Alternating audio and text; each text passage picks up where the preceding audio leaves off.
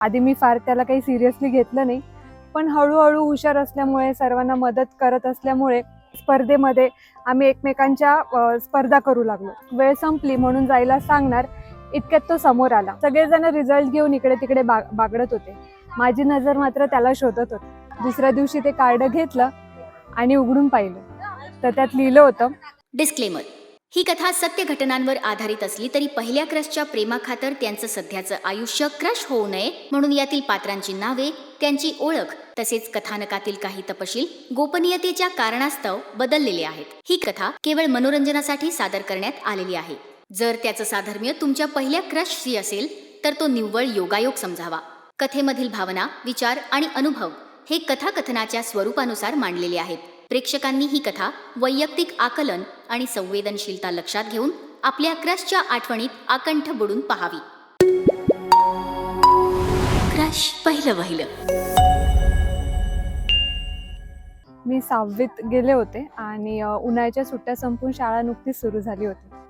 पहिल्याच दिवशी जुन्या वर्गातले सर्व मित्रमैत्रिणी आम्ही भेटलो आणि त्याच दिवशी सरांनी एका नवीन मुलाची वर्गात ओळख करून दिली. तो वेगळ्या तुकडीतून आमच्या वर्गात आला होता.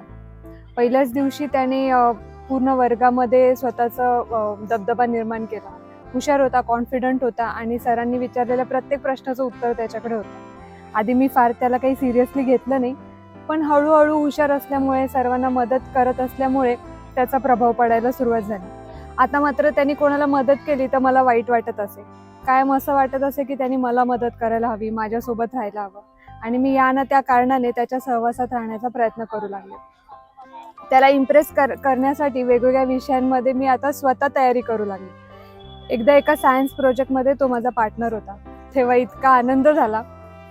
त्यानंतर मग बऱ्याच विषयांमध्ये स्पर्धेमध्ये आम्ही एकमेकांच्या स्पर्धा करू लागलो. मी काही ना काही कारण काढून त्याच्या सहवासात राहण्याचा प्रयत्न करू लागले. कंप्लीट असलेल्या वह्या, कंप्लीट असलेले होमवर्क, कंप्लीट असताना सुद्धा मी त्याच्या वह्या मागू लागले. एकदा तर मी माझी पूर्ण केलेली वही घरी ठेवली मुद्दाम, कारण मी त्याच्याशी बोलून त्याची वही मागू शकेल.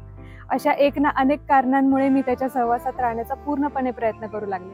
असंच पुढे काही दिवसांमध्ये मराठीच्या निबंध स्पर्धेमध्ये मी खूप मेहनत घेतली आणि पहिला नंबर मिळवला आणि तो तिसरा आला.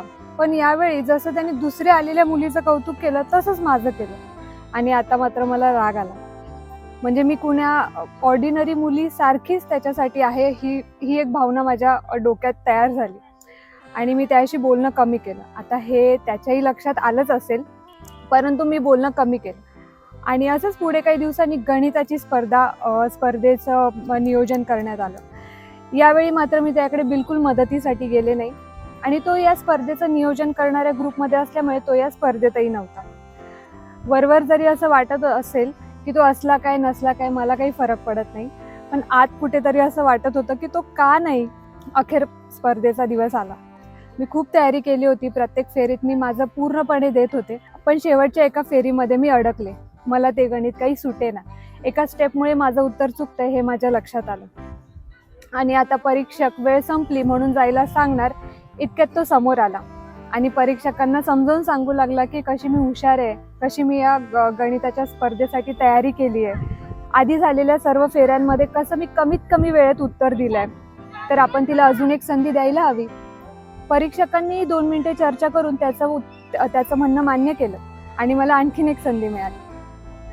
संधीचा फायदा घेत मी यावेळेला गणित अगदी बरोबर सॉल्व्ह केलं आणि जो काही आनंद झाला, स्पर्धा तर जिंकलेच, पण या सगळ्यामुळे, माझ्या जिंकण्यामुळे त्याच्या चेहऱ्यावर जो आनंद होता तो मी कधी विसरू शकणार नाही. त्यावेळी कसं रिॲक्ट व्हावं, काय बोलावं हे मला बिलकुलच कळत नव्हतं. सगळं बळ एकवट होऊन त्याच्या जवळ गेले. त्याला म्हणाले, थँक्यू सो मच, तुझ्याशिवाय शक्य झालं नसतं असं बोलून मी तिथून पटकन निघून गेले.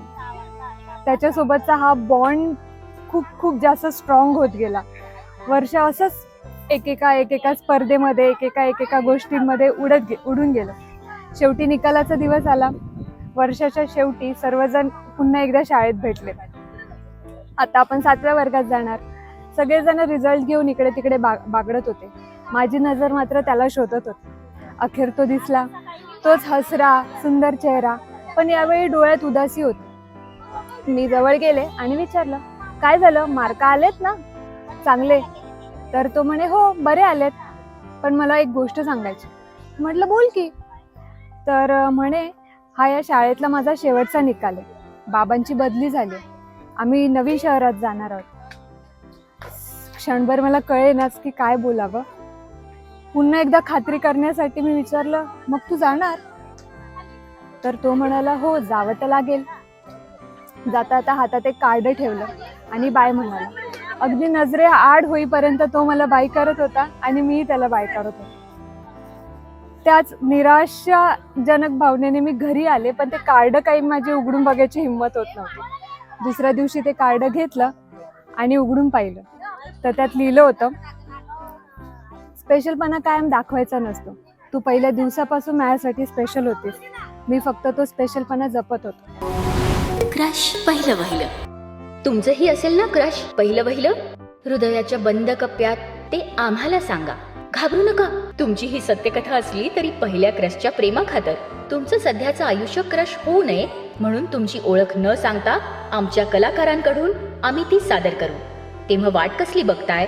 घ्या फोन आणि सरळ फ्लॅशबॅक मध्ये जाऊन आम्हाला द्या सांगून तुमचं क्रश पहिलं वहिलं. तुमची स्टोरी क्रश पहिलं वहिलं @gmail.com वर नक्की पाठवा.